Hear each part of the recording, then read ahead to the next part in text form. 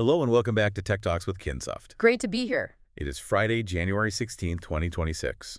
And, there's usually that specific energy in the air this time of year. Right, the new year, new me feeling. Exactly. Everyone's back at their desks. The resolutions are still technically alive, and we're all hoping for a fresh start.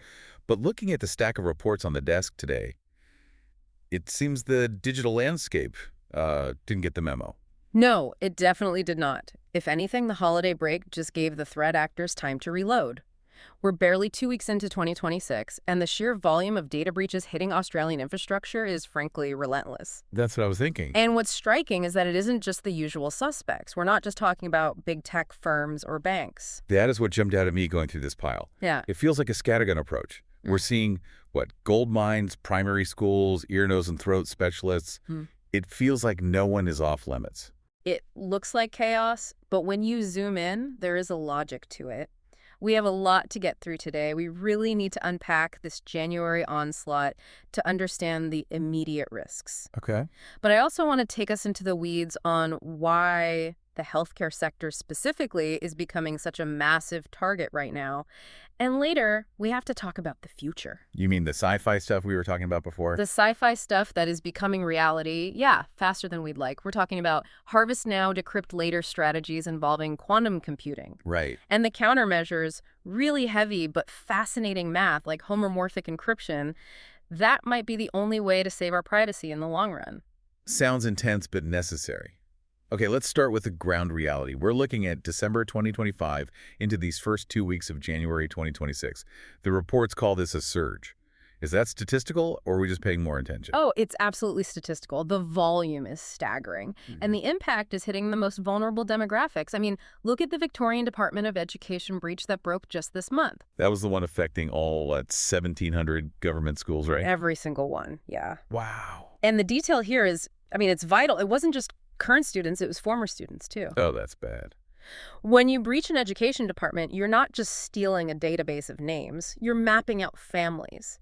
You have names, addresses, potentially behavioral records, special consideration notes. That is data that can be weaponized for identity theft against minors who might not realize their identity has been compromised for years. For years, exactly. It's a nightmare for parents. It's not like a credit card where you get a notification. It's silent. And then you pivot from the public sector to something like Persura, their car rental insurer. They got hit in January, too. 300,000 customers exposed there. Right. And this illustrates the whole supply chain risk. Right. You might not think your car rental insurance is high-risk data. It feels, transactional.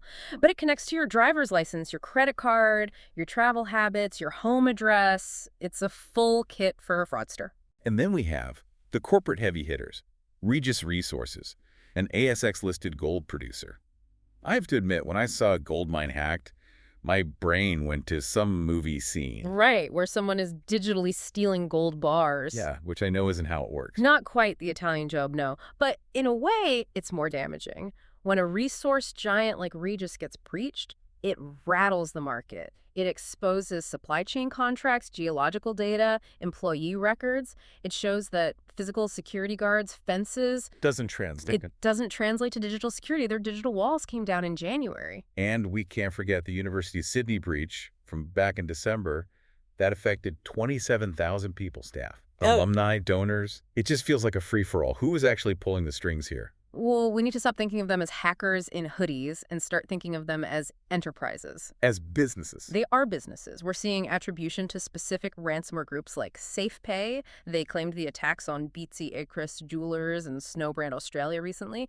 Then you have groups like INC Ransom and Quinoline. They have brands. That is wild. They have brands, they have HR departments, they have press releases, and they have customer service desks to help you pay the ransom. It's ransomware as a service. Unbelievable. And they are operating aggressively in the Australian theater right now because they know the targets are rich and, frankly, the defenses are often lagging. That brings me to a statistic in the CISO report that I found incredibly frustrating. We talk about these sophisticated syndicates, Quillin and SafePay, and I'm picturing laser grids and Mission Impossible stunts. Right. But the report says 90% of successful attacks still start with email. 90%. It is the most depressing statistic in cybersecurity. It has to be. You can spend millions on firewalls, intrusion detection, AI monitoring, but if someone in accounts payable receives an email that looks like an overdue invoice and they click that link, the millions of dollars of defense are just bypassed. So the human is the firewall, and the human is tired, stressed, and clicking things. Exactly. Social engineering exploits the human operating system, which hasn't been patched in about 200,000 years. We're curious, we're helpful, and we're fearful of authority.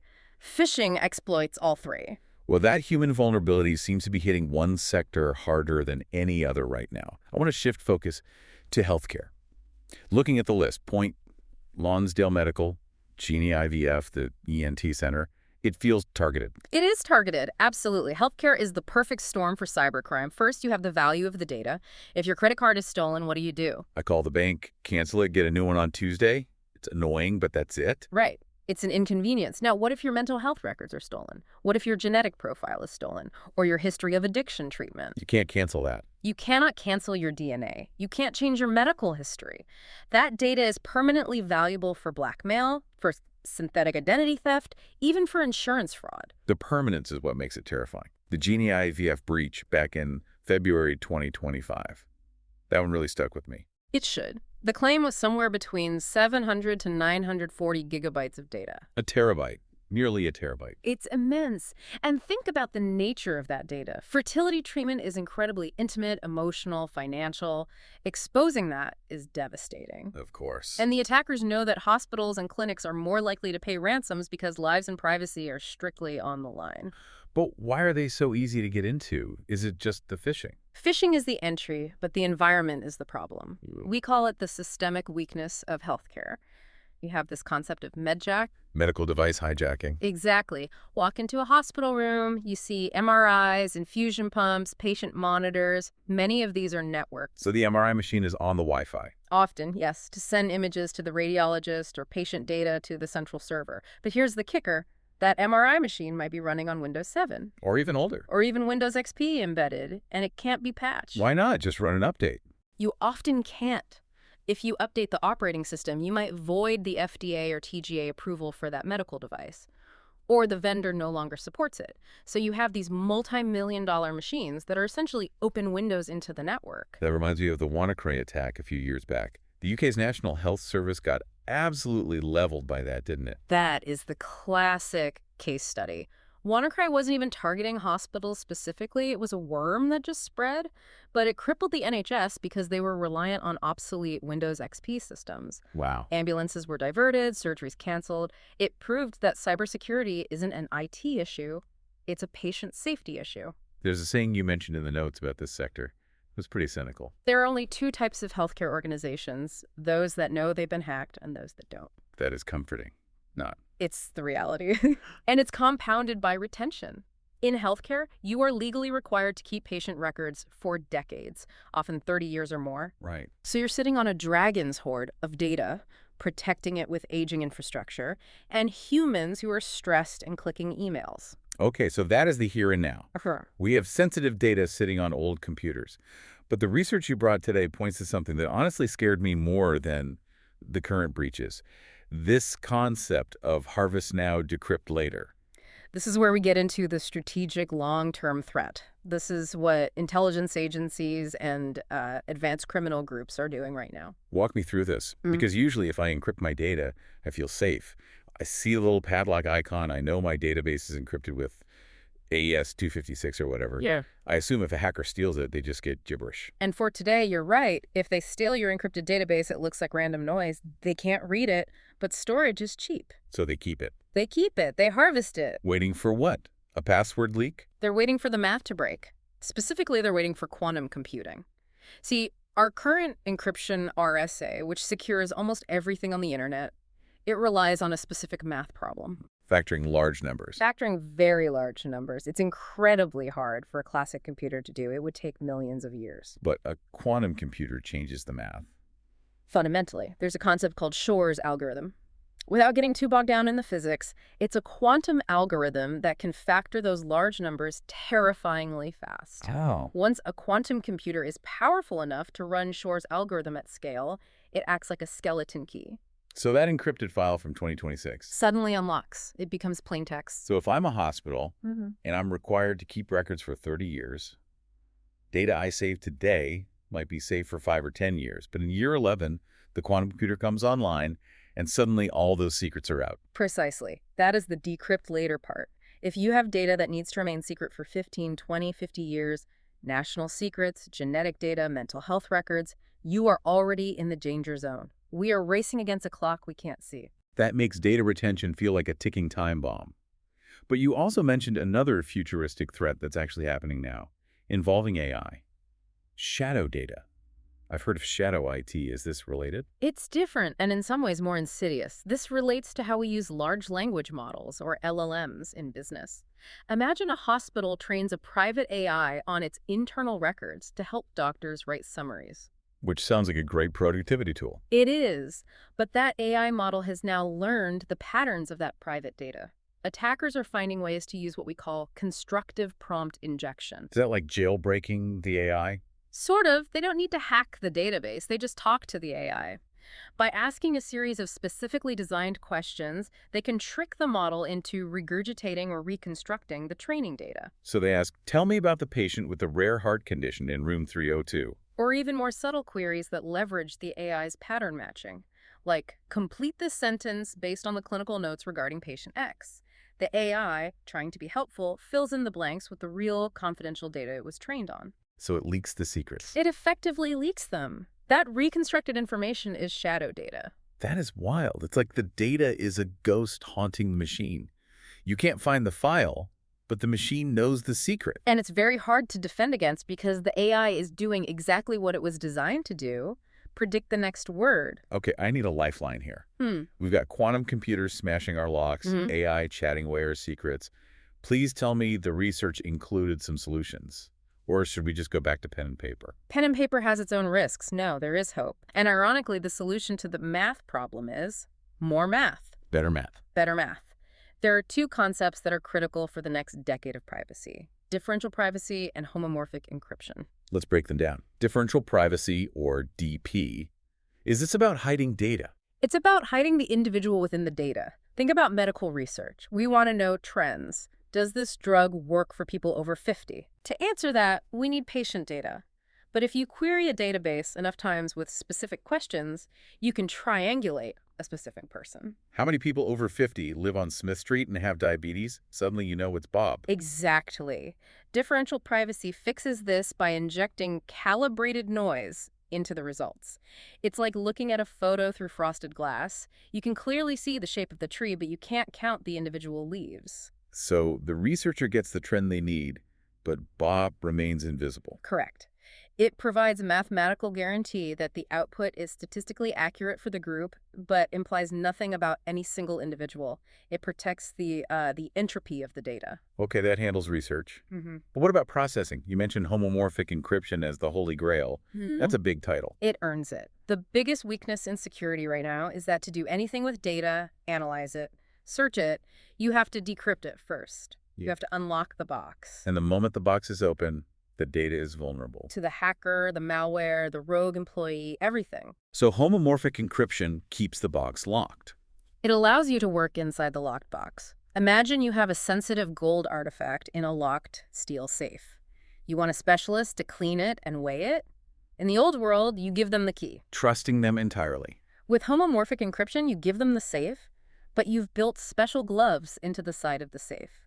They can reach in, manipulate the object, clean it, weigh it, but they can never see it directly or take it out. That's a fantastic analogy. Yeah. So a hospital could send encrypted data to the cloud. And the cloud server runs the algorithms, does the number crunching on the gibberish ciphertext, and sends the result back. The cloud provider never sees the patient's name, never sees the diagnosis. The data never exists as plain text outside the hospital's control. That seems like it solves everything. Why isn't everyone doing this today? It's incredibly computationally expensive. Working through the gloves is slow. It takes a lot of processing power. But for high-value data like healthcare or finance, the trade-off is becoming worth it. So the math is the future. But we have to survive the present. We established earlier that Dave in accounting is still clicking phishing links. We can't wait for quantum-proof gloves to stop that. No. For the human error problem, we need a different approach. The buzzword you'll hear is zero trust, but it's more than a buzzword, it's a philosophy. Trust no one. Sounds paranoid. It's professionally paranoid. The old model was castle and moat. You have a firewall, the moat. Once you cross the drawbridge and log in, you're inside the castle. You can roam the halls. And if a hacker steals my badge, they can roam the halls too. Exactly. Zero Trust says, I don't care if you're in the castle, every single room is locked. Every time you want to access a file or a server, you have to prove who you are again. Continuous authentication. The notes mentioned a specific way to do this, technically a jump host. Yeah. This is a very practical, immediate step organizations can take. Instead of connecting your sensitive database directly to your corporate network, you put it behind a jump host. Think of it like an airlock on a submarine. Okay, I like that image. You connect to the jump host via a secure VPN. You verify yourself there. Then, and only then, does the jump host open a connection to the database. It breaks the line of sight. So a hacker on my laptop can't see the database. They can't just ping the database and they hit a wall. The report specifically suggests using stable, secure systems like Ubuntu with OpenVPN for this. It's not expensive, it's just good architecture. And I assume, even with airlocks and fancy math, we still need to tell Dave not to click the link. You can never stop training. Technology fails without people. The reports emphasize that security awareness training can't be a once-a-year boring video. It has to be constant. You have to build a culture where people are suspicious of email. Right. Because if you can reduce that 90% failure rate, the rest of your security stack actually has a chance to work. It really is a full spectrum battle. We started with the chaos of January 2026, schools and insurers getting hit. We looked at the specific vulnerability of healthcare. We scared ourselves with quantum decryption and then, found some hope in homomorphic encryption and zero trust. It's an arms race. It always has been, but we are getting better tools. Before we wrap up, I want to circle back to one thing you said about harvest now, decrypt later. Yeah. It led to a pretty provocative thought in our prep session regarding, data hoarding. Yes. This is the question I want every listener to ask themselves today. We have been taught that data is the new oil, that we should save everything because it might be valuable later. Right, data is an asset. But in a world where quantum computing breaks encryption, that stockpile of data isn't an asset, it's a liability. The toxic asset. Exactly. If you don't need the data, delete it. Data minimization is the only security measure that is 100% effective. You cannot hack what does not exist. That's a powerful takeaway. Maybe the best firewall is the delete key. It usually is. Well, if this conversation has made you realize that maybe your organization's digital walls are a bit thinner than you'd like, or if you're wondering if your jump host is actually set up correctly, you can't do this alone. No, you need expertise. You need partners who live and breathe this stuff. If you want to discuss your security architecture and IT needs, you need to head over to www.kinsoft.com.au. That's kinsoft.com/au. Whether it's setting up zero trust or just figuring out where your data actually lives, they can help you navigate the minefield. Don't wait until you're the headline. Thanks for joining us on Tech Talks with Kinsoft. Stay safe, stay skeptical, and we'll catch you next time.